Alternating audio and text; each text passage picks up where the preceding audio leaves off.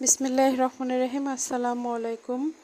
শুকনো তাওয়ায় রসুন টালা ভর্তা। এই ভর্তাটা খেতে কিন্তু আলহামদুলিল্লাহ অনেক মজা হয়। এই যে রসুন ভাজতেছি না, এই ভাজার সময় যে একটা গন্ধ আসে, স্মেল আসে, এটাতেই মনে হয় কাঁচা এই রসুনগুলো এমনিই খেয়ে ফেলি, এতটা গন্ধ ভালো লাগে।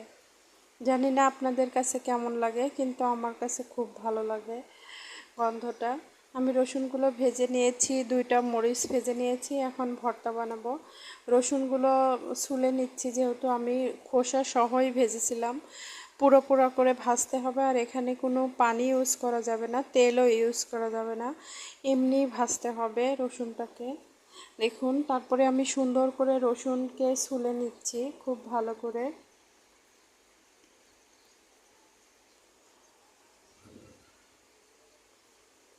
তারপরে আমি মরিচ 2টা বোটা ফেলে নিলাম। এখন আমি স্বাদ মতো লবণ দিয়ে এটাকে ভালো করে করব, ম্যাশ করে নিব। এটার সঙ্গে কিন্তু আমি কোনো পেঁয়াজ দেব না, শুধু রসুনই ভর্তা হবে এটা। এই যে দেখুন, ভর্তাটা হয়ে গেছে। আর এটা সেরা স্বাদ আনার জন্য সরিষার তেল দিতে